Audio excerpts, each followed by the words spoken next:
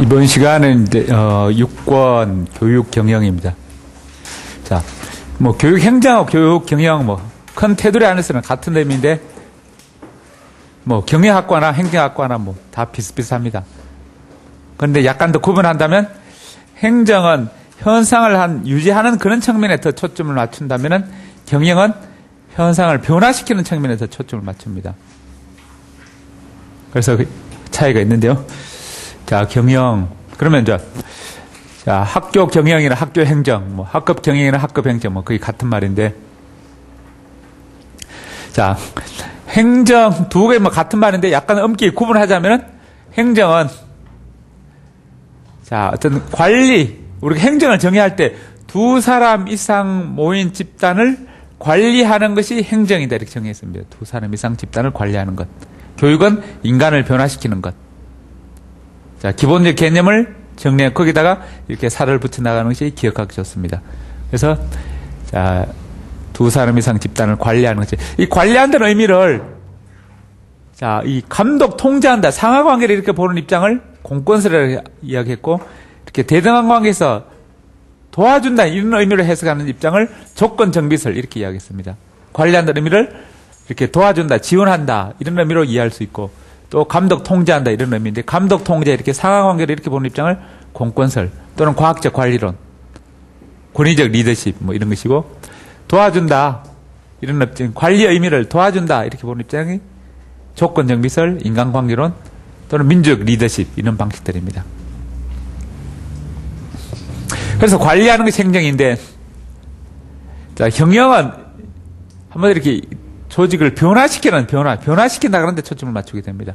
이건 현상 유지라면 현상 유지 있는 것을 그대로 변화되지 않도록 망가지지 않도록 없어지지 않도록 훼손되지 않도록 유지하는 것이 관리라면 행정이라면 자, 경영은 좀 더 좋아지도록 하는 것입니다. 변화시키는 것. 그래서 관리란 다르게 말하면 나빠지지 않도록 한다는 데 더 초점이 있다면 경영은 좋아지도록 하는 데 초점이 있습니다. 그래서 뭐 엄격히 구분하자면 그런 점에서 약간 차이가 있게 됩니다. 그래서 행정은 어떤 법치 행정, 항상 법 테두리 안에서 법은 정해져 있으면 법 테두리 안에서 자, 이루어지는 법치 행정이 중심이고 항상 객관적이고 안정적인 측면을 강조합니다.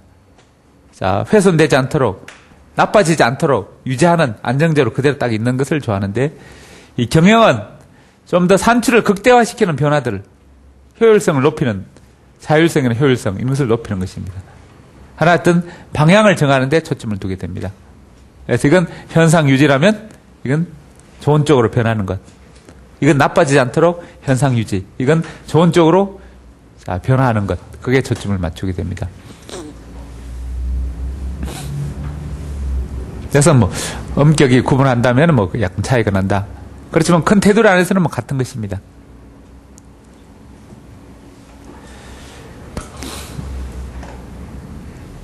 그래서 행정이나 경영도 마찬가지로 경영도 국가 단위로 시도 위로 갈수록 힘을 더 많이 실게 되는 상하 관계로 보는 그런 입장이 중앙 집권 방식이고 아래로 갈수록 권한을 많이 분배해서 위 아래가 가능하면 대등 관계로 이루어지도록 상하 관계가 상위 위관의 힘이 약화시키고 하위 위관의 힘을 많이 줘서 거의 비슷하게 대등한 관계로 가자는 것이 이 지방 분권화입니다. 완전히 평등하게 될 수는 없겠죠. 없는데 가능하면 평등하게 비슷하게 되자. 가능하면 이쪽으로 이렇게 상하 관계의 입장이 공권설이고 중앙 집권, 중앙에서 모든 걸 다 하는 중앙 집권 방식에 점점 이렇게 힘을 줄여서 비슷하게 이렇게 만들자는 것이 지방 분권화입니다. 가능하면 위에 중앙 정부의 어떤 규제나 지시, 감독, 통제를 줄이자는 것입니다. 그것을 뭐 중앙 집권화에 반대되는 지방 분권화입니다. 그래서 지방 분권화라는 것은 하위 기관으로 권한을 많이 위임하자는 것입니다. 그럼 이런 조직을 만들 때, 경영 조직 만들 때 고려사항들은 학교 조직이다, 뭐 학교 경영 조직이다. 좀 좋은 조직을 만들 시 어떤 식으로 할 것인가 어떤 기준을 정해놓은 것인데 방침을 정해놓은 경영 조직 방침을 보면 우리 학교 조직을 어떤 보건교사 18학급 이상 되는 학교는 보건교사를 한 명씩 두도록 되어 있습니다. 어느덧 조금 큰 학교는 다 두도록 하고 있습니다. 초등학교 같으면 6학년까지 있으니까 1학년은 3학급, 2학년, 3학년, 학년별로 3학급 이상 되는 좀 큰 학교는 보건교사를 한 명씩 두도록.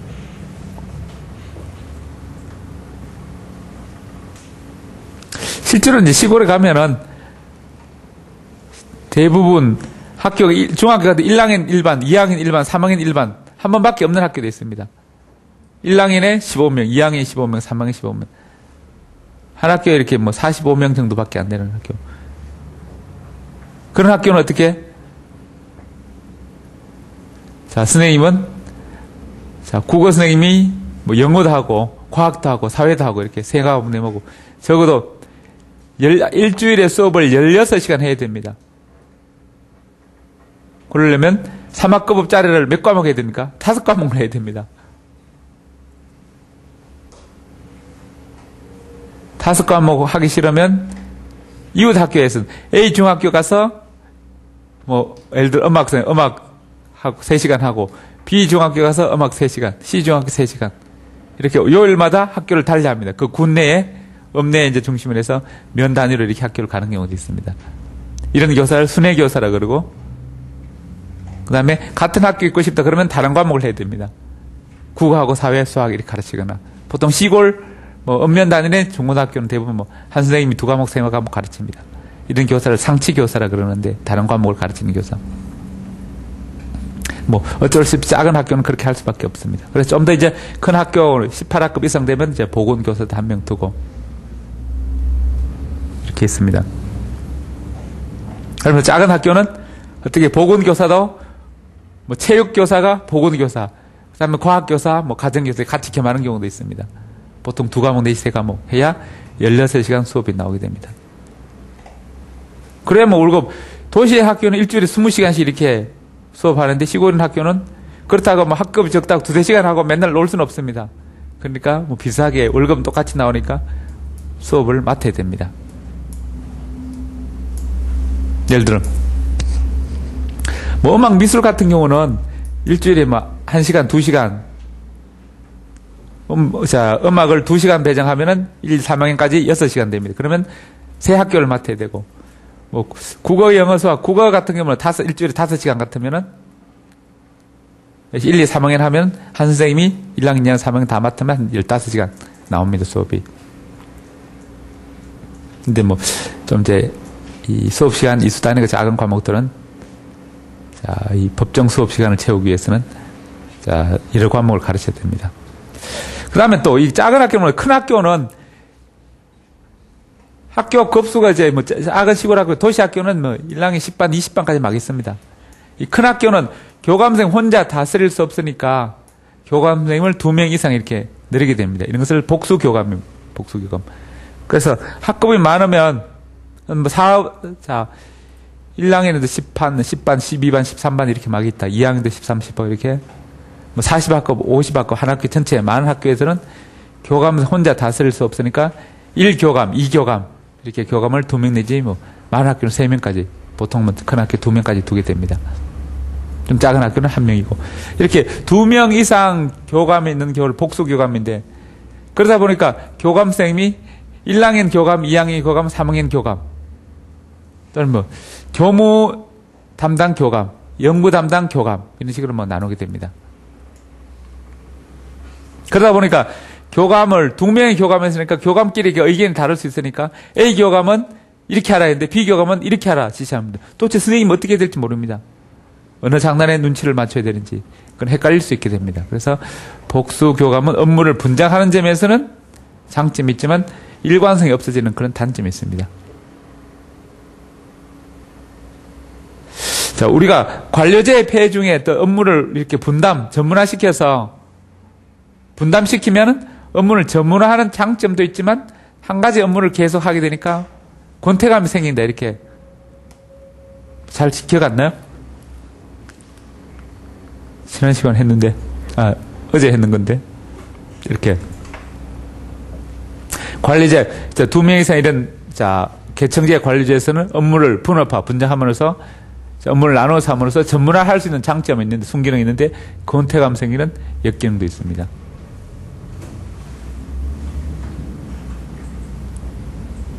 마찬가지로 이제 업무 분업, 교감을 두 사람을 분업하면서 단점이 또 일관성이 없어지는 그런 단점이 생깁니다.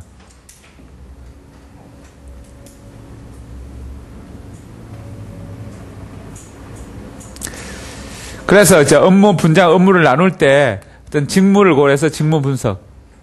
그래서 선생님이 이제 이 학교 커서 부장선생님이 많을 때는 이제 촘촘하게 많이 나눌 수 있는데, 또 부장선생님이 두세 명 있는 데는 연구부장과 교무부장을 겸하고, 학생부장과 생활부장, 환경부장을 겸하고, 체육부장과 어떤 데는 체육부장과 생활부장을 겸하고, 이렇게 몇 가지 겸할 수 있게 됩니다. 그래서 업무 관련인끼리 이제 묶어서 이렇게 같이 맡게 됩니다. 예를 들어 교무부장 중에서 시간표와 시간표 짜는 것, 다음에 이제 학습 지도안 짜는 거는 A 부장이, 그다음 출석 계산 이런 것, 학급 시수 계산 이런 것들은 B 교감이 맡고 등등 이렇게 업무를 분담하게 됩니다. 자, 업무 분장할 때는 항상 직무 분석, 직무를 근거로 해서 그 관련 인기를 묶어서 하는 것이 원칙입니다. 다음에 이제 학급 경영 평가인데, 경영도 평가하는데, 경영을 평가 왜 하느냐? 좀 더 경영을 잘하기 위해서, 경영을 개선하기 위해서 평가하는데, 자, 첫째 이제 잘 안 되는 이유가 뭔가 원인 분석하고, 그래서 효과성이나 만족성. 그래서 어떻게 해서 가장 효과성, 만족성이 높아지는가. 최소의 투입으로 최대의 효과를 얻을 수 있도록 학교 경영이나 학급 개선을 학교 경영을 개선하기 위해서 이 학급 평가를 하게 됩니다. 그래서 잘 안 되는 이유 원인이 뭔가 분석해서 출발하게 됩니다.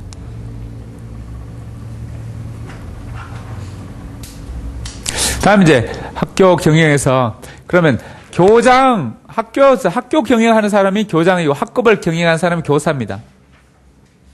자, 학교 단위로 또 넓은 범위의 경영을 교장이고, 학급 단위로 좁은 범위 학급 경영. 학급 경영은 교사, 바로 담임으로서 하는 업무가 학급 경영입니다.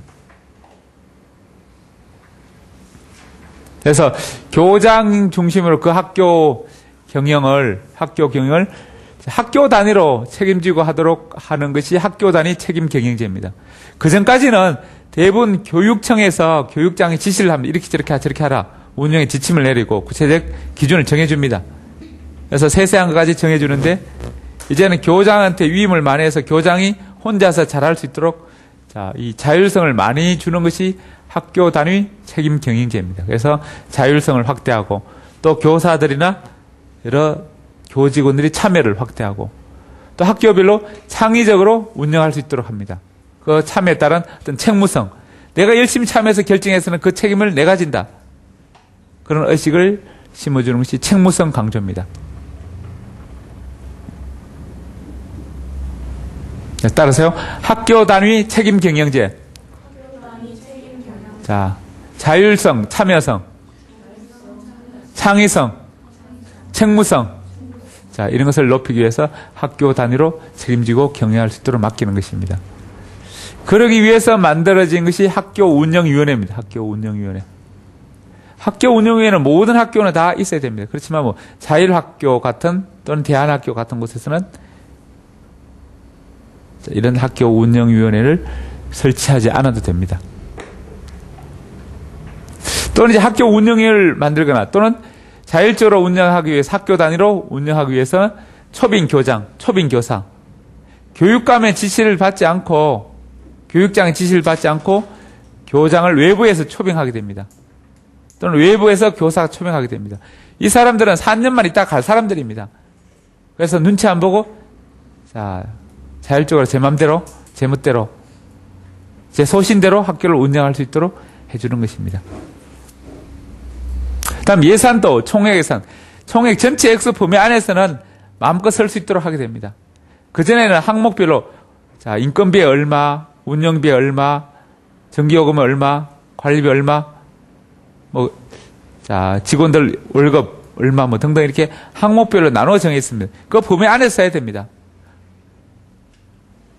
예를 들어 관리비 좀 줄여서 선생님을 뭐 한 명 더 채용한다든가 기간제를 한 명 더 채용한다든가 이건 안 됩니다.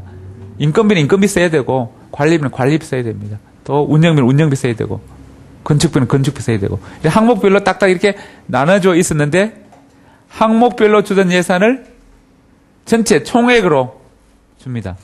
이걸 도급 예산, 이렇게 공사판에 이렇게 돈 내기 그렇게 이야기하는데 도급 이것도 일본식 용어인데 그것을 이제 우리말로 뭐 총액 예산이다. 총액 뭉뚱그려서 총액으로 줍니다. 그러면 그 알아서 쓰도록 합니다.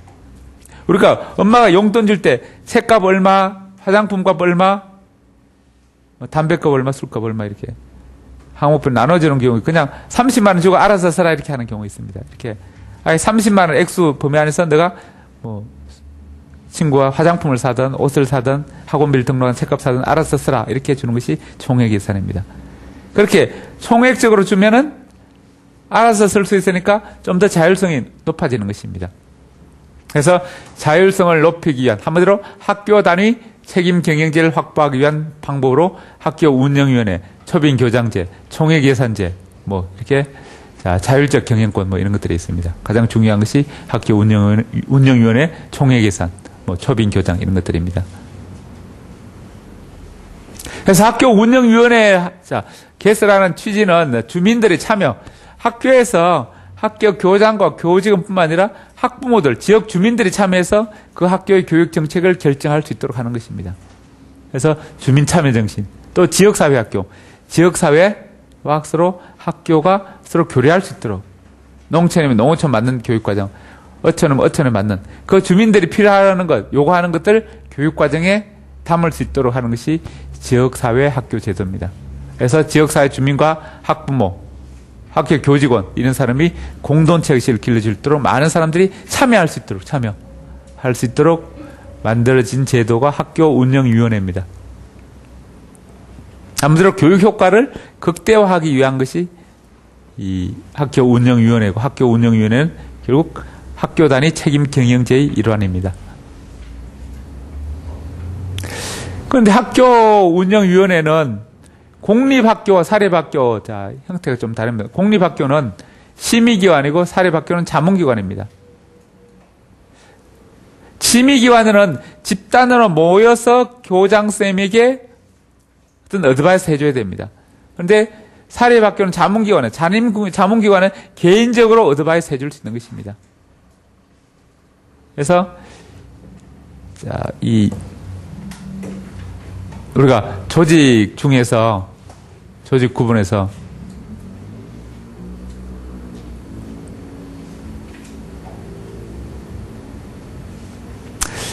리더가 어떤 결정을 할 때 혼자서 하는가 두 명이 하는가 뭐 여러 명 아니면 또는 몇 명이 하는가 전원이 참여하는 거에서 혼자서 결정하는데 개별적으로 자문을 받는 것이 개인 자문이고 집단별로 모여서 자문 받는 집단 자문입니다. 그래서 개인 자문형이 자문기관이고 집단 자문은 심의기관이에요. 심의기관.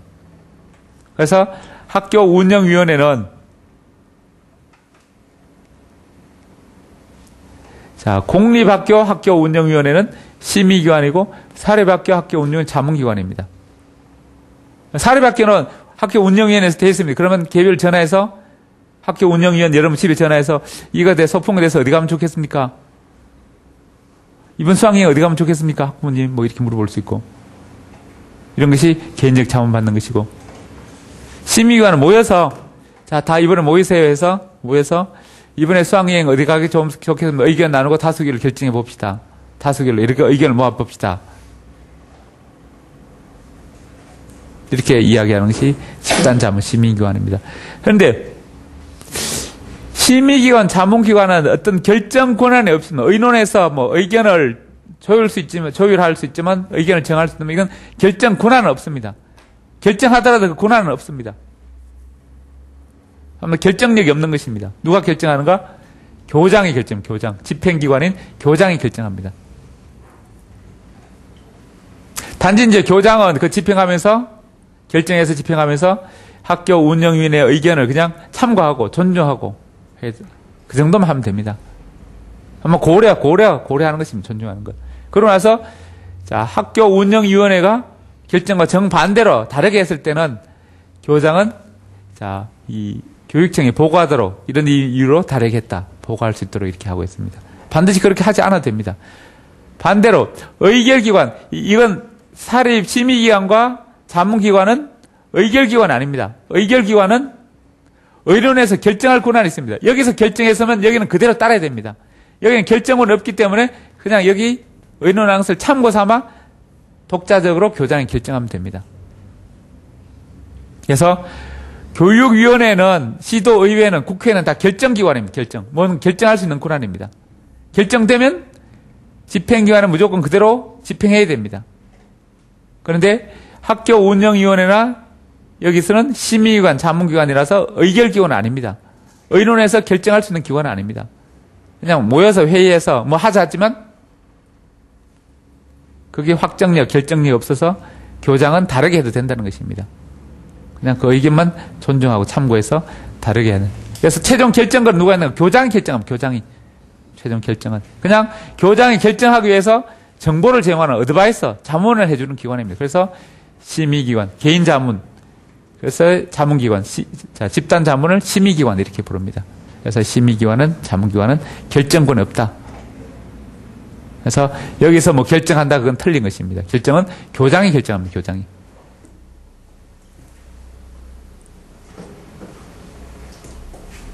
반대로 시장, 도지사,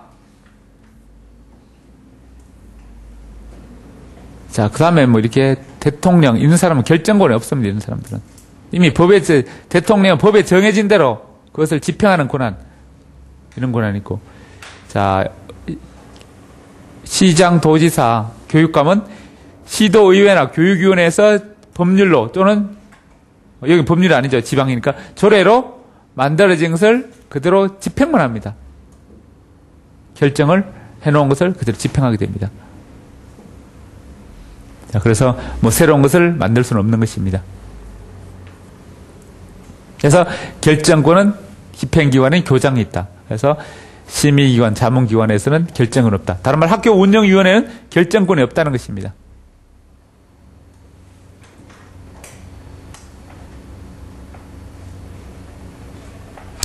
그러면 이제 학교 운영위원회는 인원이 이제 5인에서 15인 정도 할 수 있도록 법에 정해져 있으면 법. 5명 이상, 최소 5명, 최대 15명 이렇게 법으로 정해져 있습니다. 그 중에 학교별로 몇 명 할 것인가? 그건 어떻게 정할 것인가?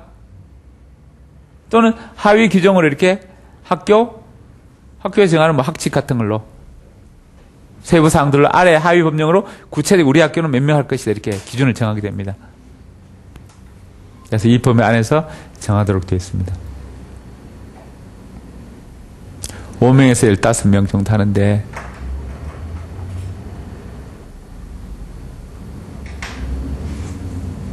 그 중에 이제 학부모들은 40% 50% 학부모 비율을 40% 50%.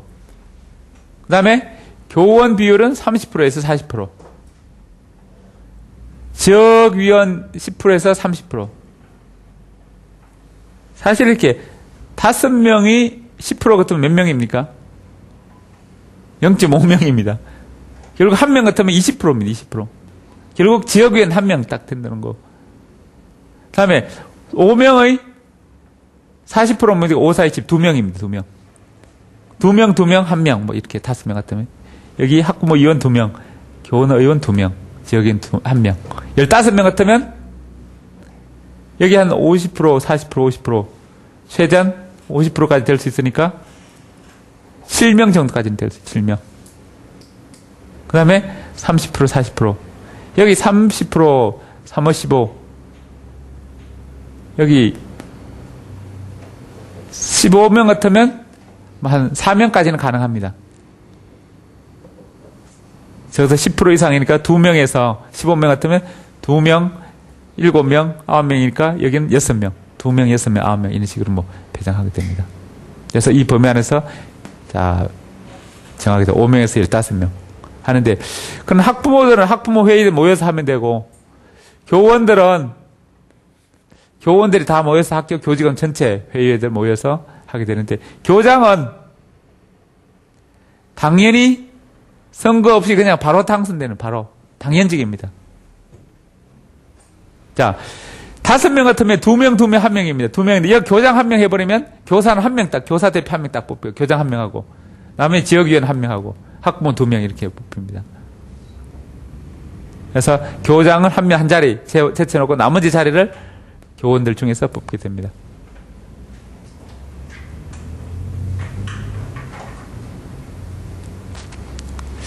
자, 따라서 학교 운영위원회, 초빙교장, 총액예산제, 주민자치원리, 지역사회학교, 공동체 참여, 교육 극대화, 자, 공립학교, 심의기관, 집단자문, 사립학교, 자문기관, 자, 개인자문, 결정권 없다. 자, 교장의 결정. 자, 5인에서 15인. 자, 학부모위원, 교원위원, 지역위원.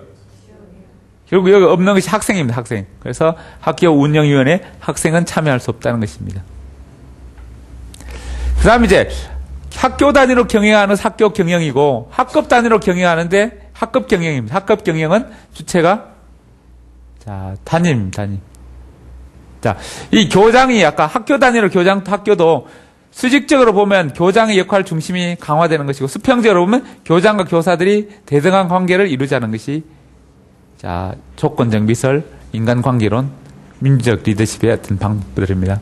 마찬가지로 학급 단위에서 상하관계로 감독 통제로 보면 교사가 중심이 되는 것이고, 대등한 관계 이렇게, 자, 조건적 미설, 인간관계론, 이 입장에서 보면은 교사와 학생이 대등한 관계로, 자, 학급을 경영하자 이렇게 보는 것입니다. 그래서 그래 가능하면 학생들이 참여시키고 학생들과 교사가 대등한 방향으로 가자는 것이 민주성 원리. 자, 그래서 민주적으로 학급 운영하자는 원리입니다. 그래서 학생들이 참여하고 학생들이 또 학급 규칙, 급훈을 정하게 됩니다. 그래서 학생들이 참여해서 학생들이 정하도록 하자는 것이 이 민주성 원리입니다. 자, 학급 경영에서 담임 교사가 하는 활동들이, 자, 학급 경영인데, 우리가 교사들은 학교에서 뭐 전공 과목 가르치고 뭐 자기 교과지도 학습지도 하고, 이건 이제 이 과목 교사로서 가르치는 것이고, 이렇게 이 학급 경영은 주로 담임으로서 하는 것이 학급 경영입니다. 담임으로서. 학생은 생활 지도하고, 학생의 개인 활동, 개인 얘기하고 상담하고, 학생들을 관리하고 이런 것들입니다. 학생들과 관계 형성. 그래서 담임 교사로서 활동 중에 가장 중요한 것은 생활지도입니다. 생활지도 하기 위해서는 학생의 이해 활동, 학생을 어떤 성격, 어떤 성향인지 이해를 해야 됩니다. 상담을 통해서, 면담을 통해서. 그래서, 자, 학생과 교사, 바람직한 관계 형성. 한번 바람직한 관계 형성, 뭔가 허심탄회하고 서로 필이 통하는 관계 만들어가는 것입니다. 화목하고 협동적인 관계 만들어가는 것. 이런 것이 중요한데, 그 외에도 뭐 담임으로서 역할, 교실 환경 미화, 또는 학부모와 회의에 참여해서 같이 협의회를 만든다든가, 학급 운영 방침을, 자, 정한다든가, 뭐 학급에 필요한 뭐 소모품, 뭐 빗자루, 청소기, 거울 뭐 등등 이런 것들, 수건 이런 것을 지원받는다든가, 이런 것들. 학급 뭐 MT 가는데 학부모들한테 뭐 찬조금을 지원받는다든가, 뭐 이런 것들, 학부모들과 관련 맺는 것. 그 다음에 또 담임 교사로서 해야 할 일들은 또 안전사고. 교실에서 애들끼리 다투다가 이렇게 싸울 수 있고, 뭐 피투성이 날 수 있고, 그런 것입니다. 안전사고. 아니면 유리창 딱딱 넘어질 수 있고, 애들끼리 장난치다 계단에서 넘어져서 뭐 뇌진탕 될 수 있고, 교실에서 책상에 올라가는데 밑에 친구 흔들어가지고 꽈당해서 뇌진탕 될 수 있고, 딱 뛰어가는데 발 탁 걷어서 애들이 꽈당해서 또 머리가 깨질 수 있고, 교실에서 다양한 뭐 사고가 많이 납니다. 애들 장난치다 보면은 뭐 눈이 깨지고 뭐 머리가 깨지고, 간단히 뭐 상처 나는 경우는 괜찮은데 어떤 경우는 식물인간도 될 수 있고 사망되는 경우도 발생할 수 있고, 뭐 다양한 사례가 생깁니다. 또 뭐 요즘 나타나 이게 거기 뭐 학생 한 명이 괴롭혀서 다른 애들 자살하는 경우도 생기고. 사실 학교 다니면서 우리 반 애들이 아무 사고 없이 1년 버티는 게 굉장히 행운입니다. 뭐 교통사고 나거나 이런 여름에 캠핑 수영장 갔다가 뭐 사망하거나 또 선생님이 책임이 없지만 학부모하고 가다가 교통사고 나서 또 차 사고 나서 뭐 사망하는 경우 생깁니다. 뭐 엄마 아빠 차에 타고 가다가 교통사고 나서 사망하는 경우도 있고 엄마 아빠하고 뭐 수영장 갔는데 또는 여름 해수욕장 갔는데 뭐 사고 날 수도 있고 비행기 타고 해외에 갔는데 뭐 추락하는 경우도 생길 수 있고 뭐 다양한 사고가 생깁니다. 그런데 교사로서 책임은 어디까지 있는가? 예를 들어 뭐 이렇게 비크에 실험하다가 얼굴에 화상 입었다. 주의를 하라고 했는데 장난치다 그냥 이렇게 왜 얼굴 뭐 애들끼리 장난치다 얼굴에 막 이렇게 기름을 튀어서 화상 입었다. 이런 경우. 뭐 또 장난치다가 실험 도구 넘어졌다. 아니면 친구 밀었는데 이렇게 거울에 학급이 비치는 거울에 머리가 박아서 뭐 머리가 깨졌다. 아니면 눈이 깨졌다 등등 이렇게 여드름 짜고 있는데 뒤에서 밀어서 얼굴 깨지면서 얼굴 다 가리는 게 비터성이가 되는 경우도 생깁니다. 이렇게 여드름 짜고 있는데 뒤에 친구가 거울 밀어버리는 그러면 얼굴에 거울 머리를 박아서 머리가 다 뭐 이렇게 거울 깨지면서 이렇게 얼굴 뭐 상처 나는 경우 있고 뭐 다양한 사고. 자, 축구하다가 다쳐서 이렇게 뭐 발에 삐는 경우. 축구하다가 밀어서 축구 골대에 뭐 다쳐서 뭐 식물인간 되는 경우. 농구하다가 덩크슛 하다가 골대 매달려서 뒤집어져서 깔리는 경우. 또 선생님이 안 잡히려고 담 넘어오다가 담에 철조망인데 철에 끓여서 뭐 이렇게 뭐 몸에 이렇게 상처받아서 뭐 감염되는 경우 이런 거. 그 녹슨 쇠사슬에 몸이 이렇게 감염되는 경우도 있고. 아니면 뭐, 자, 수업 시간에 뭐 태권도를 하는데, 체육 시간에 태권도 하는데, 아니면 복싱하는데, 실험한다. 또 운동하다 이렇게 다치거나, 허리가 다치거나, 뭐, 뇌진탕 당하거나, 다리를 삐거나, 뭐, 복싱하다가 식물인간 되거나, 맞았는데 그냥 넘어지면서, 원래는 맞아서 원래 이제 병이 있는데, 잠깐 약간 충격에 그냥 원래 있던 병들이 도져서 뭐 심하게 되는 경우, 뭐 쓰러지는 경우, 병원에 실려가는 경우 등등 생기게 됩니다. 있는데 교사의 책임자 문제가 가장 중요한데 예측 가능한 거 그런 발생들이 두 사람이 평소에 다툼이 있다, 갈등이 생기다, 두 사람이 이렇게 계속 왕따시키고 있다. 이런 걸 교사가 미리 예측할 수 있었는가? 지난번에 대구에 뭐 이렇게 이름 밝히지 않지만 덕원중학교 학생이 이렇게 자살했습니다. 한 명이 왕따해서. 그러면 계속 주변 애들이 계속 괴롭히고 있다는 것을 교사가 알아차려야 되고 또 알아차렸던 그애 괴롭히게 되는 예측할 수 있어야 됩니다. 뭔가 왕따는 물론. 그래서 그 다음에 또 수업 교육 활동과 밀접한 활동이었는가. 그러니까 체육 시간에 있는 것도 있고 수업의 조회 시간, 종회 시간 또는 집에 가는 시간 가면서 수업 마치고 선생님이 가고 나서 교실에 남아서 이제 가방 싸고 나오면서 애들 장난친 경우 있고 또 복도에서 장난친 경우 있고 가면서 운동장에 장난친 경우 있고 운동장 밖에 나가서 학교 앞에서 장난친 경우 있으면 똑같이 장난치다가 한 명이 밀어서 한 명이 넘어져서 뇌진탕 됐는데 그 책임 정도가 다릅니다. 교육 활동과 어느 정도 관련되는가. 이렇게 쉬는 시간인가. 뭐 이렇게. 아니면 또 과학 실험 같이 이렇게 수업 교육 과정 자체에서 어떤 위험성이 포함되는 것인가. 운동도 그냥 태권도나 복싱처럼 이렇게 어떤 공격적인 행위가 있는 것도 있고 그러니까 축구하는데 축구하다가 이렇게 부딪히면서 자 골대 앞으로 슈팅 날렸는데 헤딩 한다고 붕 떴는데 옆에 밀어서 같이 하다 보면 밀려서 턱 넘어지면서 축구 골대 머리를 박아서 이렇게 뇌진탕 되는 경우가 생깁니다. 그러면 사건 뭐 별의별 거 다 있습니다. 학교 보면 전국에 학생들이 많아지니까 그런 사고 발생 다양한 사례가 생기는데 그 교육 활동과 밀접한 행위였는가? 밀접한 행위일수록 교사 책임이 많은 것입니다. 또 그 행위 자체가 위험성 있는 행위일수록 교사 책임이 많고 예를 들어 그냥 축구하는 거하고 권투 체육 시간에 복싱 수업이다. 이거 다를 수 있고 그냥 사회 시간하고 자, 이 과학 시간하고 또 다릅니다. 뭐 염산이나 이런 걸 다루는 시간에 얘가 잘못 장난쳐서 튀어서 몸에 상처를 입었다. 이런 경우. 그 다음에 또 책임 능력이 있는가 없는가. 애들이 똑같이 A가 반 애들이 밀어서 뇌진탕 됐는데 계단에서 나가다가 쉬는 시간에 한 명 친구가 다른 친구를 밀어서 넘어지면서 뇌진탕 됐습니다. 그런데 그 학생이 초등학생이냐 유치원생이냐 고등학생 중학생 책임 다릅니다. 똑같이 학급 다기 반 애들 초등학교 1학년 담임인데 1학년 학생이 서로 1학년끼리 밀어서 다친 경우하고 중학교 1학년이 서로 밀은 고등학교 1학년이 다른 것입니다. 초등학교일수록 선생님 책임이 많고 고등학생일수록 선생님 책임이 적습니다. 징계받은 불량 힘이 작을 것이고 또 손해배상도 적어질 것이고 이런 책임이 달라집니다. 그 다음에 위법성, 그 행위가 잘못된 행위인지 정당 행위인지, 아까 체육 시간에 복싱하는 것은 정당 행위입니다. 때리는 것은. 씨름할 때 이렇게 나무 때리는 것은 정당 행위고 태권도 때리는 건 정당 행위입니다. 행위인데 거기서 사고가 발생한 것입니다. 다음에 이제 뭐 손해가 얼마나 큰가, 인과관계가. 예를 들어 약간 끓였는데 집에 가서 약 바르면 되는데 약 안 바르고 괜찮다고 그냥 갔습니다. 그냥 가다가 집에 가서 그 다음날 보니까 이게 상처가 파상봉이 기운해서 상처가 더 골마서 커지는 경우가 생깁니다. 그냥 그때 바로 약 발랐으면 됐는데 괜찮다고 그냥 가서 약 안 바르고 있다가 상처가 더 나는 경우, 그래서 손해 비용이 치료비가 더 많이 드는 경우가 생깁니다. 그래서 그런 인과관계가 있는가 없는가 이런 것들.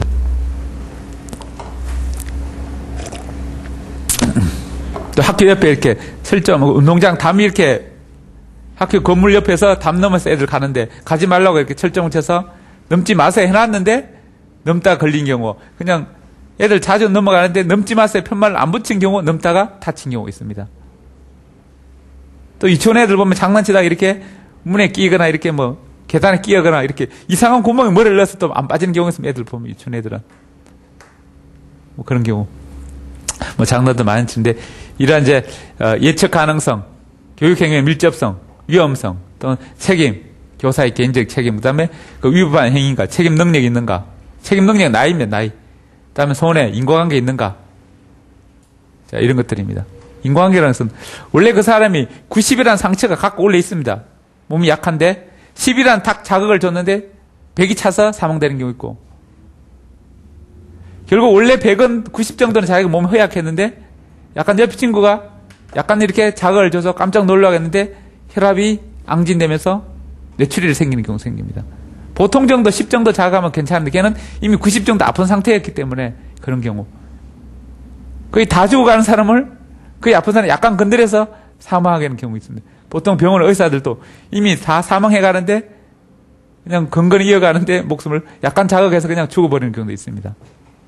결과는 마지막 자극인데 이미 사망의 원인은 한 90% 갖고 있는 그런 경우입니다. 그래서 여러 가지 인과관계가 생깁니다. 그냥 가만히 놔두면 되는데 괜히 건드려서 폭발한 것입니다. 우리가 이렇게 폭탄 돌리기 할 때 이미 폭탄 터질 때 터졌습니다. 조금만 자극하면 뻥 터집니다. 풍선도 마찬가지로 바람을 이만큼 꽉 차 있는데 터질 듯 말 듯한데 자기가 마지막 바람을 탁 불어넣는 순간 뻥 터집니다.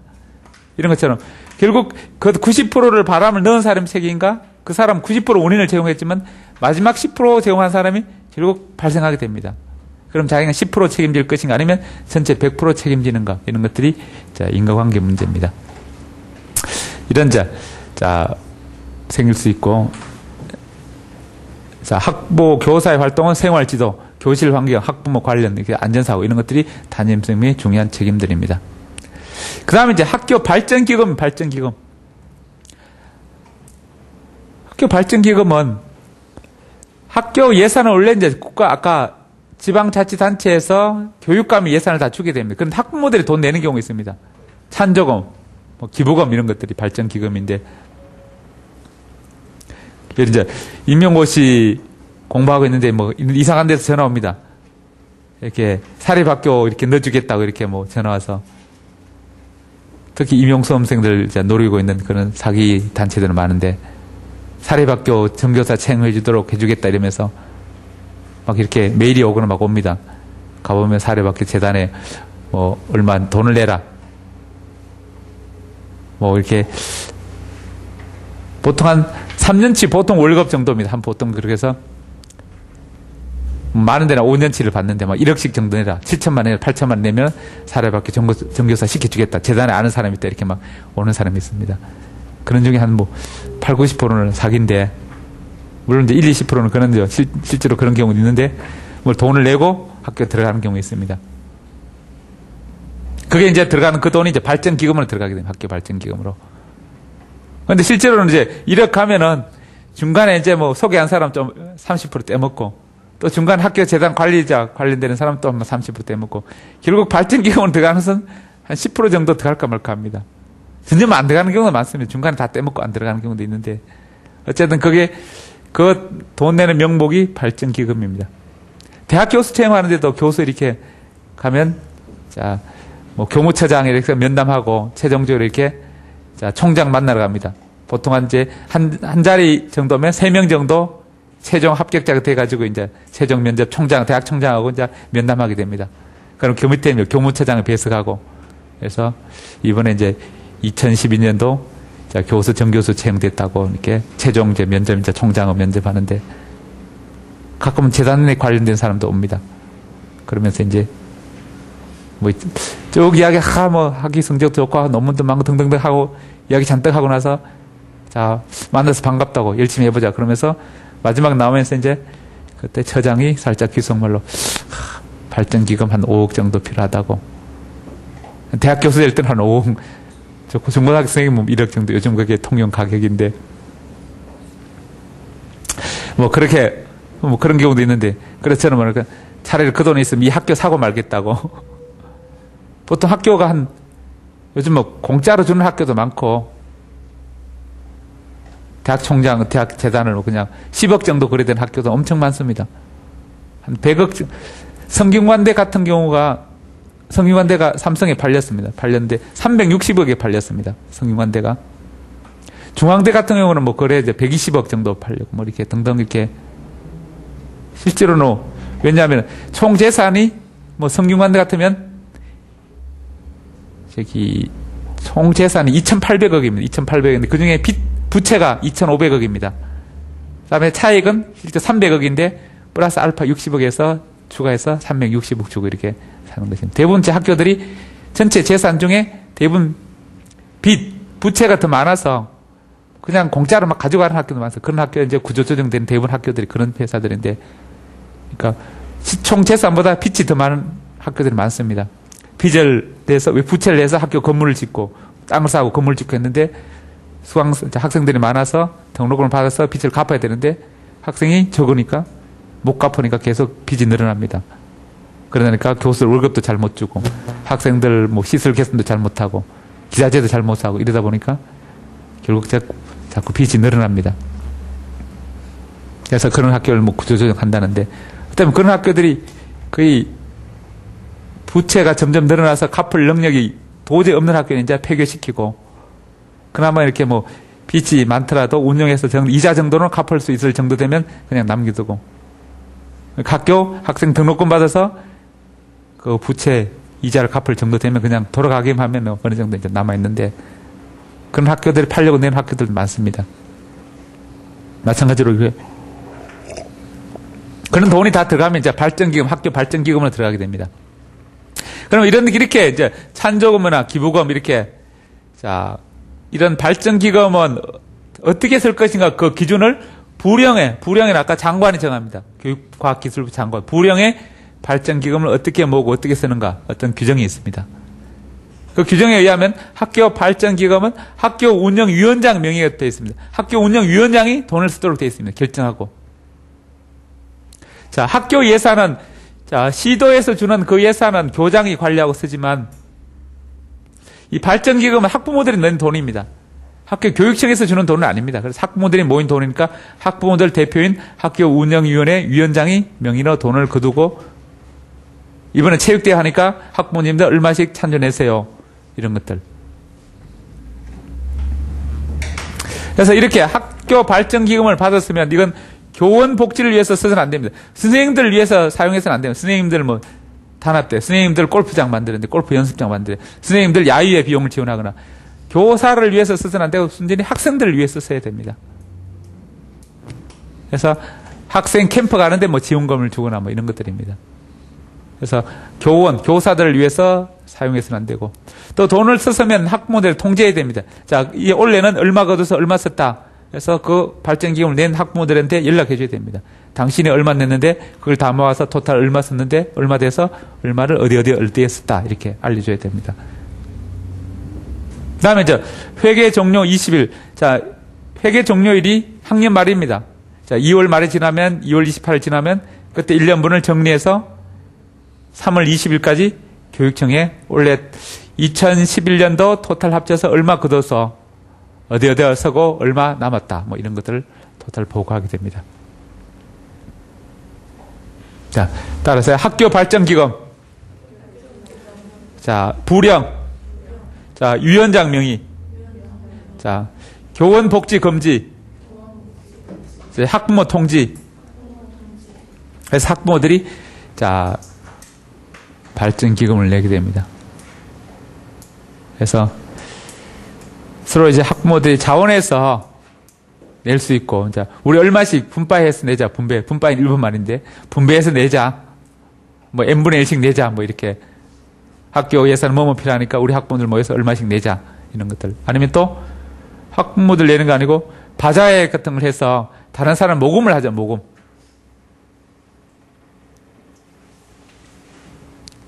자, 이렇게.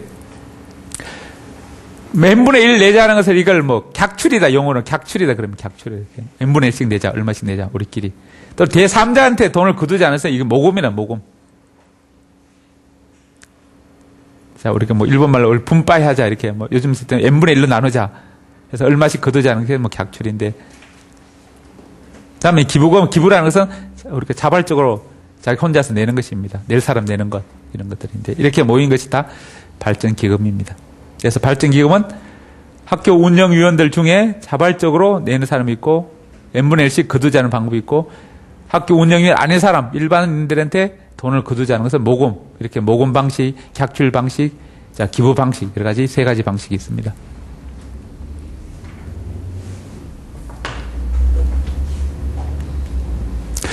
다음에 이제 2절 지도성 이론입니다. 자, 리더십인데,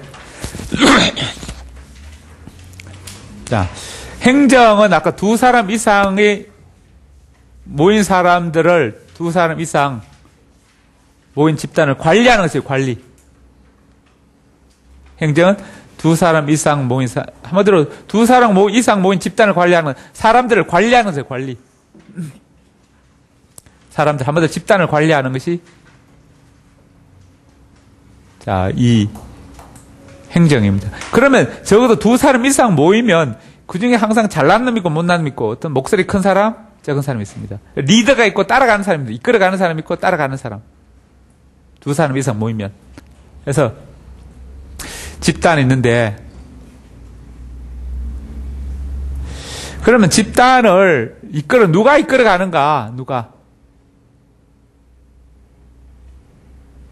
그래서 누가 이끌어가는가 그런 것이 관건인데 우선 이제 지금까지 배웠던 전체 틀을 이해하면 이제 우리가 행정은 교육과 행정, 교육행정이 이제 또는 교육경영 마찬가지인데 우리가 교육행정에서 배웠듯이 교육과 경영, 교육과 행정에서 어떤 감독, 통제적 입장으로 보는 공건설 입장과 도와주는 입장, 조건정비설 이것이 이제 조건정비설이 인간관계론으로 공건설이 과학적 관리론으로 연결되는데 이렇게 교육과 행정 두 가지 보는 관점이 또는 교육과 경영 그대로 적용됩니다.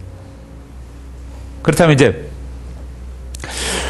자, 두 사람 이상을 관리하고 두 사람 이상을 집단을 자, 이 변화시키는 것이 경영인데 그래서 무엇을 어떻게 얼마나 이 3단계 무엇을 할 것인가 의사결정 두 사람 이상 모여서 어떤 결정을 했습니다. 결정할 때 누가 결정하는가 그다음에 어느 범위에서 결정하는가 그래서 모든 걸 다 알아보고 하는가 현재 방법을 거기서 몇 가지 더 알아보고 하는가 아니면 아예 포기하고 쓰레기통 모형을 하는가 아니면 절충하는 방법인가 어느 범위에서 결정하는가 또 누가 결정하는가 해서 누가 리더 혼자서 결정하는가 또는 구성원을 다 참여해서 전원이 다 하는가 구성원 중에 일부 대표로서 모여서 결정하는가 우리가 의사결정론에 있었습니다.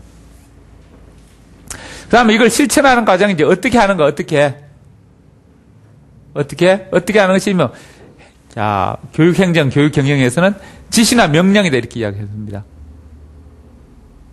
일반적으로 이제 지시 명령하는데 또는 뭐 교육행정은 용어를 다르게 쓰자 이렇게 일반 행정 다르니까 영향이나 자극이다 이런 용어를 쓰는 사람이 자 그레거나 캠벨 같은 사람이 있긴 한데 일반적으로는 자 실천하는 단계를 지시 명령한다 지시하고 명령하는 것이 행정이고 경영인데 누가 누구에게 지시 명령하는 누가 자 그런 것과 관련되는 것이 리더와 구성원의 관계입니다. 그래서 리더가 구성원들을 어떻게 이끌어가는가, 어떻게 지시하는가, 어떻게 명령하는가, 다른 말로 어떻게 리드하는가, 어떻게 이끌어가는가. 그것이 바로 리더십 이론입니다. 지도성 이론. 반대로 구성원들을 어떻게 이끌 것인가, 구성원들을 초점에 맞추는 것이 동기 이론입니다. 동기 이론. 그래서 교육 경영에는 지도성 이론과 동기 이론이 중심이 됩니다. 그러면 지도성 이론, 지도성 이론의 전통적 지도성이 있습니다. 전통적으로 리더십을 어떻게 볼 것인가. 그래서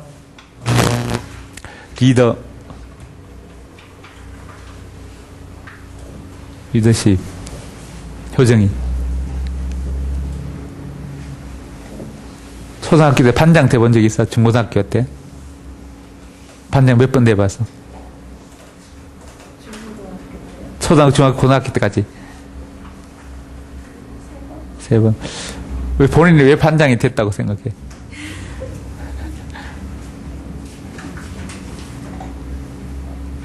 몰라? 그럼 효재는 반장 된 적 있어? 왜 반장이 됐다고 생각해?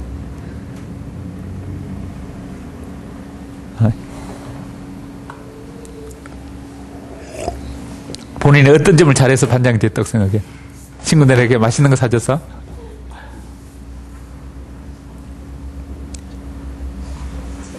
책임감이 있어서. 다음에 명희는 반장 몇 번 됐어? 한 번도. 그럼 반장을 어떤 사람을 반장을 뽑았어? 반장 1학년 때부터 초등학교부터 중고등학교 계속 반장 선거를 많이 했는데 또 사범대 학생회장 선거도 있는데 어떤 사람을 반장을 뽑았어?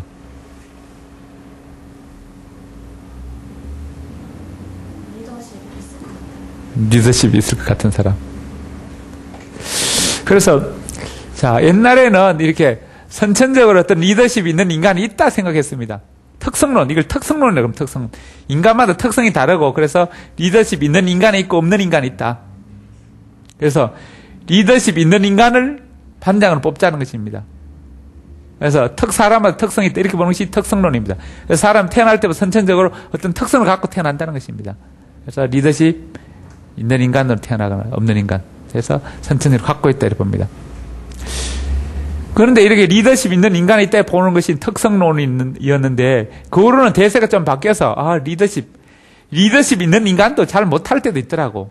리더십 없는 인간도 리더를 잘할 때도 있고 결국 리더십 있느냐 없느냐 그 사람의 특성이 아니라 방법이다. 방법. 행동 방법이다. 방법. 그래서 이걸 행동론 또는 행위론 방법론이다. 이렇게 방법 문제다 이렇게 보는 것이 행위론 또는 행동론, 행위. 방법. 리더를 잘하는 방법이 뭔가? 민주적 방법, 권위적 방법, 방임적 방법인데 민주적 방법을 하면 된다. 이는 방법이 문제다. 어떤 식으로 리더하나 방법 누구나 그 민주적 방법으로 리더를 잘하는 방법으로 누구나 채용하면 다 리더십 있는 그런 지도자가 될 수 있다는 것입니다. 그 사람 특성의 문제가 아니라 방법의 문제다 이렇게 보는 것이 행위론입니다. 행위론. 행동론. 어떤 행동을 어떤 방법으로 하는 가 어떤 행위를 하는가 이것입니다. 결국 이렇게 민주적 방법, 권위적 방법, 방임적 방법인데 그중에 민주적 방법의 효과가 가장 높다. 권위적 방법은 초기에는 효과가 높다는 것입니다. 그래서 레빈의 행위론에서는 어떤 민주적 방법, 누구든지 민주적 방법을 채용해서 리드하면 된다. 그러면 잘 되는 것이다. 잘 된다 이렇게. 방법이 문제다. 누구나 그 방법을 배워서 하면 리더를 잘할 수 있다 이렇게 봅니다.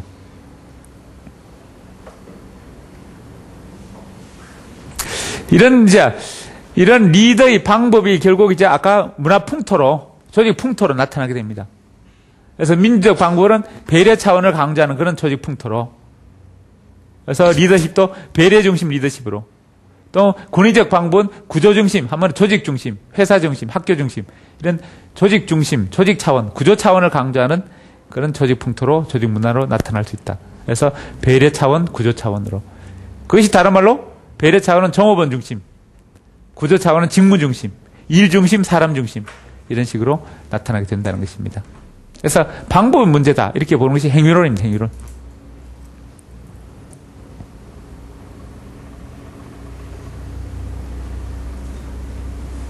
이 방법을 좀 더 유형화시키자는 유형론입니다. 그래서 행위론을 업그레이드 된 것이 유형론입니다. 유형을 어떻게 나눌 것인가. 이렇게 이 권위적 방법, 권위적 방법을 쓰는 것을 권위형, 민주적 방법을 쓰는 것을 컨트리형이다. 또는 종업원 중심이다. 여기는 종업원 반대로 직무 중심이다. 과업 중심이다. 이건 배려 중심이다. 구조 중심이다. 이건 인화 중심이다. 인간 중심이다. 또는 이렇게 과학 성과 중심이다. 이건 인간관계론, 과학적 관리론. 그래서 민주적 리더십, 권위적 리더십. 그래서 이런 인간관계 측면 주로 쓰는 방법은 민주적 리더십이고, 이런 과업이나 성과를 강조하는 리더십이 권위적 방법인데, 이렇게 민주적 방법, 권위적 방법입니다. 그래서 이 두 가지를 인간관계 측면도 잘하고, 권위적 측면, 과업, 일도 잘하고, 사람에 관한 것, 일에 관한 둘 다 잘하는 것을 팀 경영이다. 둘 다 못하는 무기력형이다. 그래서 이런 리더십도 유형을 나누자. 이런 유형이 나눠서 결국 아까 이렇게 조직 풍토 유형이 달라집니다. 리더십 유형에 따라 조직 풍토 유형도 달라진다. 그래서 리더십도 이렇게 유형으로 나누자는 것이 유형론입니다. 그래서 이 둘 다 인간관계 측면도 강조하고 과합성과 측면도 강조하는 이 팀 경영이 가장 좋은 것이다. 그 둘 다 잘 못하면 결국 민주적 방법이나 권위적 방법 둘 다 잘하는 거 좋다. 둘 다. 그래서 그 중에 둘 다 잘 못하면 하나라도 한다면 둘 중에 하나를 선택한다면 이렇게 민주적 방법 이게 권위적 방법 낫고 다음에 그 제일 못하는 것은 민주적 방법도 안 되고 권위적 방법도 안 쓰는 것. 또 인간관계 사람에 관련도 신경을 안 쓰고 일에 관한 것도 신경을 안 쓰는 일도 잘 못하고 인간관계도 잘 못하는 이 무기력형 이게 가장 나쁜 것이다 이렇게 봅니다. 그래서 유형을 나누자 이렇게 보는 이론이 행위론 발전한 유형론입니다. 그 다음 세 번째는 상황론, 상황. 리더십 인간이 있다고 해서 잘하는 것도 아니고 또 민주적 방법을 한다고 해서 잘 되는 것도 아니다. 그때그때 상황에 따라 달라진다. 그때그때 달라요. 이렇게.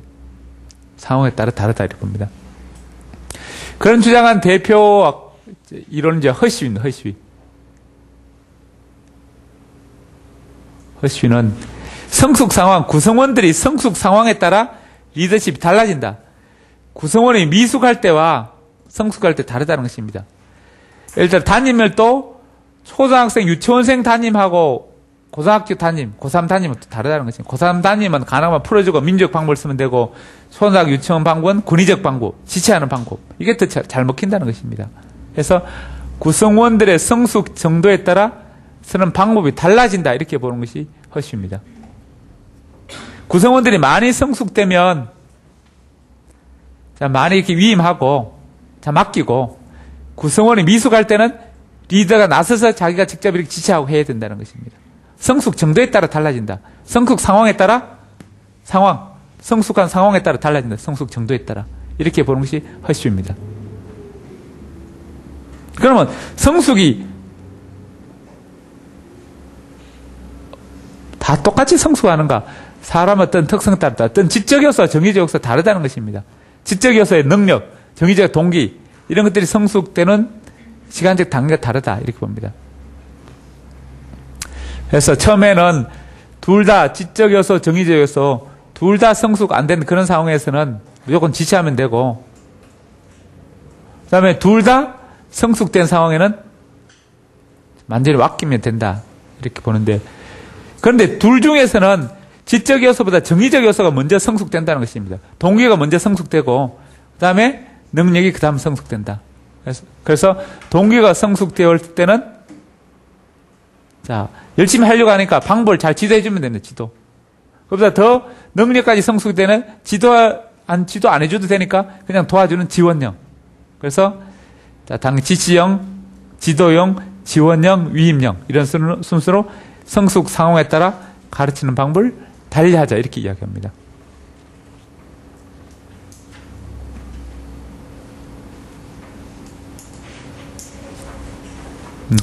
자, 그 다음에 이제 계속 또 설명할 건데, 피들러도 이렇게 상황에 따라 달리하자 이렇게 주장하는 사람이 상황론입니다. 다음에 이제 이런 방법을 전통적 지도성에 반대되는 전통적 방법이 특성론, 행위론, 상황론 이 세 가지가 있는데 이런 것을 변화시켜서 나오는 것이 최근에 나온 것이 변형적 리더십입니다. 변형. 뭔가 기존의 전통적 모델을 변화시켜 새로운 형으로 나타나는 것이 변형적 리더십. 또는 이걸 변혁적 리더십이다. 어떤 조직을 변화시키는 측면이다.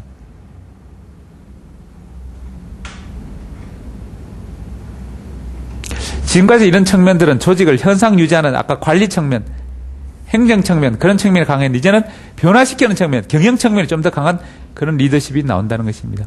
그래서 현상 유지 측면에서 조직을 잘 유지하는 방법이 뭔가 이런 측면에서 이제는 조직을 변화시키는 리더십. 기존 조직을 잘 이끌어가면서 잘 유지하는 그런 리더십이 아니라 그 조직을 완전히 개혁하고 변화시키는 이런 리더십을 강조하게 됩니다. 그래서 변혁적 리더십, 변형적 리더십, 기존의 어떤 전통적 리더십을, 지도성을 변화시킨 데서 변혁적 지도성, 변혁적 리더십 이렇게 부릅니다. 그래서 특성론, 행위론, 상황론, 자, 변혁적 리더십 이런 식으로 자, 시기적으로 발전하게 됩니다.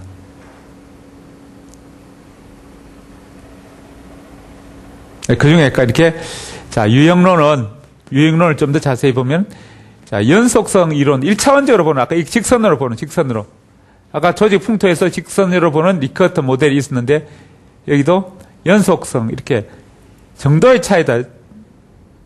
자, 민주적, 권위적, 방임 이런 것들이 정도의 차이다 이렇게 보는 1차원적으로 모델이 있고 그 다음에 평면에 X축, Y축 나눠서 보는 2차원 모델이 있습니다. 이렇게 X축과 Y축. X축은 자, 과합 성과, 권위적 측면의 정도. 권위적 정도가 약한 것, 강한 것. 그 다음에 Y축은 인간관계 측면, 강한 것, 약한 것. 이렇게 2차원으로 보는 모델이 관리망 이론입니다. 그 다음에 3차원으로 보는 3차원 이론이 있습니다.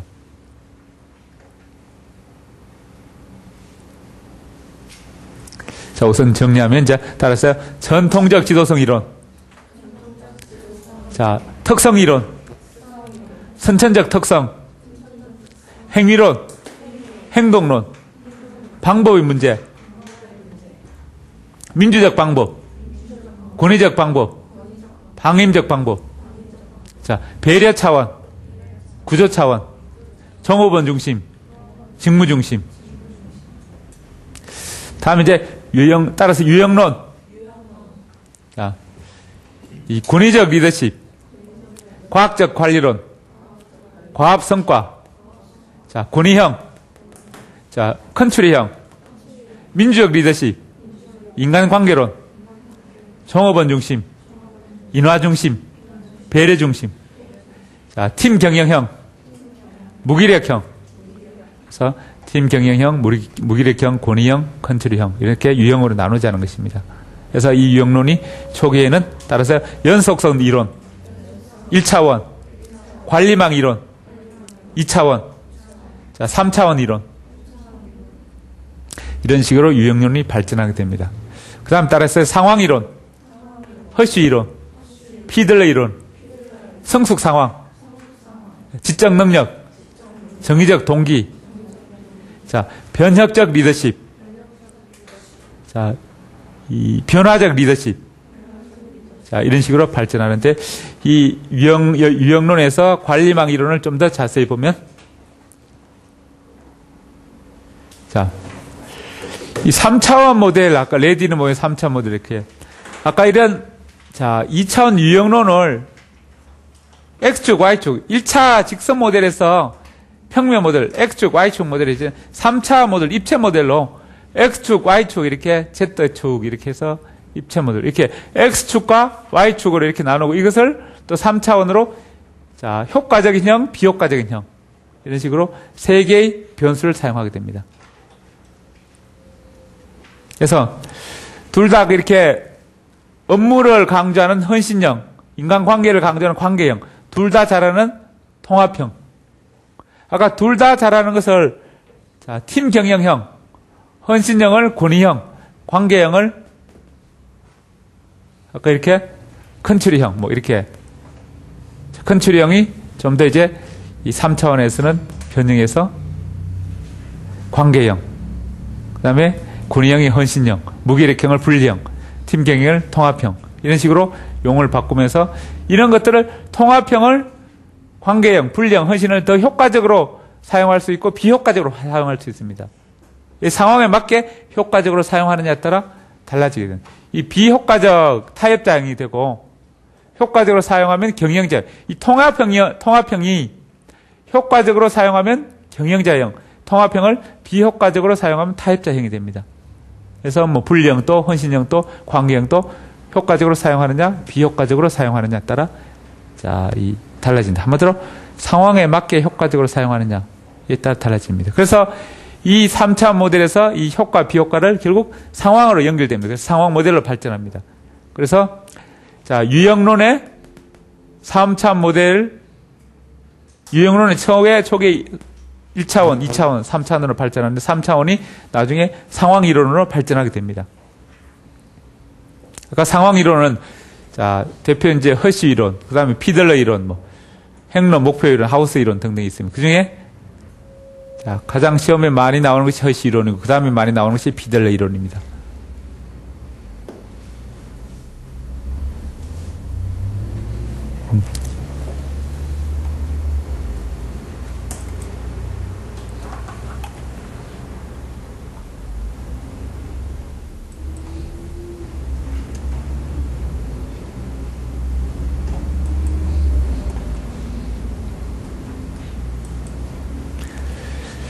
자, 허쉬 이론, 아까 허쉬 이론은 기본적으로 아까 X축은 이게 2차원 모델에서 과업이나 성과를 강조하는 게 X축입니다. 그 다음 Y축은 관계나 인원을 강조합니다. 그래서 2차원 모델, 한마디로 유형론의 2차원에서 발달하는 것이 3차원이고 3차원에 발달하는 것이 상황이론입니다. 그래서 이거 Y축, 이거 X축. 근데 아까 동기와 능력, 둘 다 이렇게 미숙한 상황일 때는 지시형으로 하고, 둘 다 성숙한 상황은 위임형을 하게 됩니다.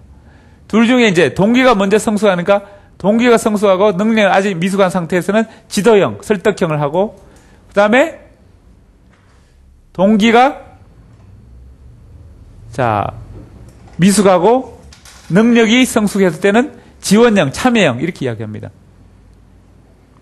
둘 다 성숙할 때는 성숙 정도가 많아서 둘 다 성숙할 때는 위임형. 그래서 미성숙할 때는 지시형, 성숙했을 때는 위임형 이렇게 하야 합니다.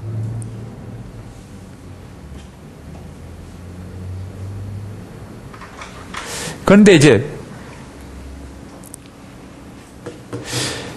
자, 이쪽 측면은 과합 측면, 이쪽 측면은 성숙 측면입니다. 그런데 이렇게 X축 관계 측면, 과합 측면, 성숙 이 세 가지 2차 평면에 세 가지를 표시하는 것은 수학적으로 맞지 않는 것이 도표 작법입니다. 그래서 비판을 받게 됩니다.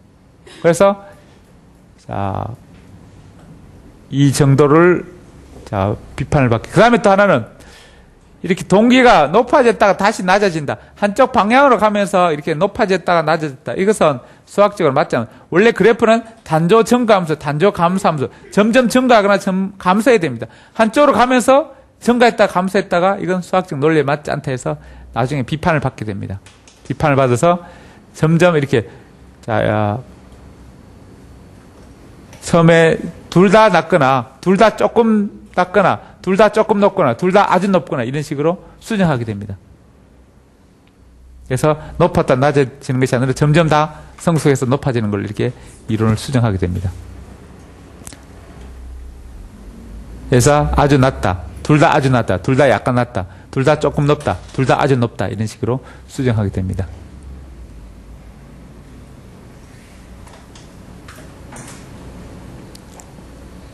자, 따라서요. 3차원 모델, 통합형, 관계형, 헌신형, 분리형, 자, 효과적 차원, 경영자형, 비효과적 차원, 타협자형, 자, 상황이론, 허쉬이론, 자, 지시형, 지도형, 설득형, 지원형, 참여형, 위임형. 그래서 지시형에서 위임형으로 미성숙에서 성숙으로 가면 자, 지시에서 지도형으로 위임형으로 바뀝니다. 그러면 점점 성숙하면서 과업과 성과를 어떤 비율로 할 것인가? 초기에는 미성숙할 때는 이 과업, 이쪽에 과업이 높은 과업을 높이고 한 번 더 일을 많이 과업을 높이고 인간관계는 낮게 합니다. 인간관계 낮게. 다음 조금 더 성숙하면은 과업을 좀 낮추고 한 번 더 과업 성과를 좀 낮추고 인간관계, 인화를 더 많이 추구하게 됩니다. 그 다음에 더 성숙하게 되면은 과업을 더 낮추게 됩니다. 과업을 더 낮추고 인간관계를 그리저리 높게 합니다. 더 성숙 아주 높으면 자, 과업을 더 아주 낮추고 자, 인간관계를 낮추게 됩니다. 그냥 알아줍니다. 그래서 리더가 인간관계에 신경 쓰지 않고 자, 그래서 처음에 아주 미성숙할 때는 아주 성숙할 때는 인간관계를 리더가 별로 신경 안 쓰고 중간 정도 성숙했을 때 리더가 인간관계에 좀 신경 쓰게 됩니다. 여기 아주 성숙할 둘 다 신경 놓고 되고 초기에는 과업에만 신경 쓰게 됩니다. 그래서 이 점 이렇게 연결해서 그래프를 그리면 이렇게 볼록한 역U자형 이렇게 교집합 모형의 그래프를 그리게 된다는 것입니다. 결국 중간 정도 성숙했을 때 인간관계에 많이 신경 써라. 그래서 아주 미성숙할 때는 그냥 과업에만 신경 쓰고 지시에 중점을 둬. 지시형. 아주 많이 성숙했을 때는 그냥 다 위임 맡겨라. 그래서 성숙했을 때는 과업에 대해서 그냥 신경 안 쓰고 인간관계에도 신경 안 쓰고 다 신경 안 쓰면 된다는 것입니다. 이것이 이제 허쉬의 생각들입니다. 그 다음에 이제 이 피들러 이론이 있어요. 피들러 이론. 피들러는 상황 이론이 성숙 정도뿐만 아니라 이렇게 존경, 구성원들이 리더를 얼마나 존경하는가 그런 정도에 따라 효과가 달라진다는 것입니다. 그 다음에 리더가 얼마나 권한을 갖고 있는가 여기에 따라 달라진다. 권한이 많으면 리더가 잘할 거고 권한이 작으면 잘 못할 것이고 또 권한이 없더라도 구성원들이 존경하면 리더십 잘 될 것이고 권한이 있더라도 존경 안 되면 잘 못할 것이고 이 권한 정도 또 과업의 구조성 하는 일이 어떤 것인가 일이 이렇게 명확히 딱 되어 있는가 구조라는 것은 정리되는가 하는 일이 과업 목표가 딱 정해져 있는가 이런 거 하고 하는 일이 애매하고 복잡하고 그런 것 이렇게 하는 일에 따라 또는 리더의 권한에 따라 자, 구성원들의 존경 정도에 따라 리더십 효과가 달라진다 이렇게 봅니다. 따라서 피들러 이론 자, 존경 정도 권한 정도 과업 구조성 정도 자, 이런 정도에 따라 리더십 달라진다. 한마디로 존경하는 상태, 상황, 권한의 상황, 과업 구조 상황 이런 걸 고려돼서 이루어진다. 그래서 피들러 이론도 상황에 따라 달라진다 봅니다. 그래서 아무리 리더십이 있더라도 상황에 따라 안 될 수도 있다는 것입니다. 권한이 아무리 주더라도 안 될 수도 있고 존경하더라도 안 될 수 있고 또는 과업이 딱 명확하게 목표 제시되더라도 안 될 수 있고 이런 요소들이 다 세 가지 다 잘 될 때 리더십 효과가 된다 이렇게 봅니다. 다음에 이제 3번 행로 목표 모형 하우스 이론은 자, 이 허쉬 이론을 조금 더 바꿔서 이게 지시형, 지도형, 지원형, 위임형을 지시형, 지원형, 참여형, 성취형으로 이름을 조금 바꾼 것입니다.